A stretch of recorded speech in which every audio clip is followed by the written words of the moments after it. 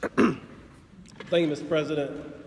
The arm got a little, got caught, sorry. I appreciate your half-second pause.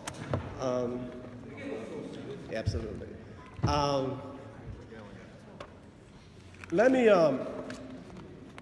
use my miscellaneous time to just give my opinion, because I'm not here to question any of my colleagues' motivations or why they do what they do, but let me give you my opinion on one of the issues of the day, and that is the $15 an hour minimum wage issue. And I can go after this in many ways. One way I'm gonna go is, let's just start, other than the most basic merits, and that deals with income inequality. We've all heard that, we've all been on different sides on this issue. I don't need to tell you about this issue of poverty and the issue of the gap and how significant this gap is to the development or lack of development within our neighborhoods. And so the movement across the country about $15 an hour is really a movement about trying to take care of the most least of these folks in our community by giving them the opportunity to work at a living wage so they can make a living. No one, let me remind you, should be doing 40 hours a week and still be on food stamps in this country.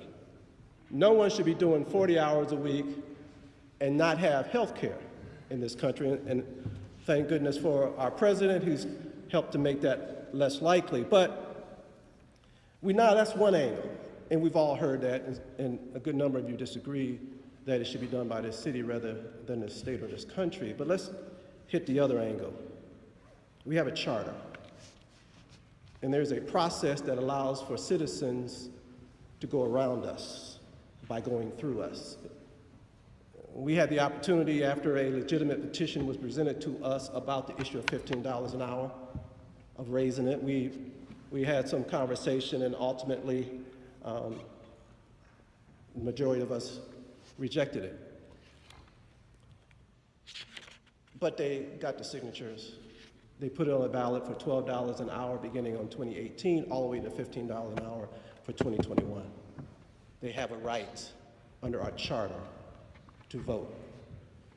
I have a problem with us going down to Columbus, ironically, to ask them to usurp our power to make this decision at a time when we are battling the same people who've taken away the Fannie Lewis law from us. Same people that told us that folks who live in the city, we cannot require people to live in the city if they're gonna get a check from the city.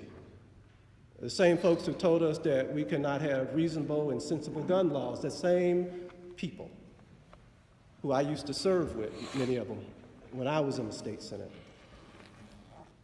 So let us fight this issue. Since the people went through the proper process of the charter, let us fight it in the streets. I'm gonna fight for yes vote in May. I don't want to fight it amongst the Republicans in Columbus, Ohio. I want to fight it in the streets of Cleveland, where it is deserved and where it has been earned and where it is a right. If you got the stronger argument,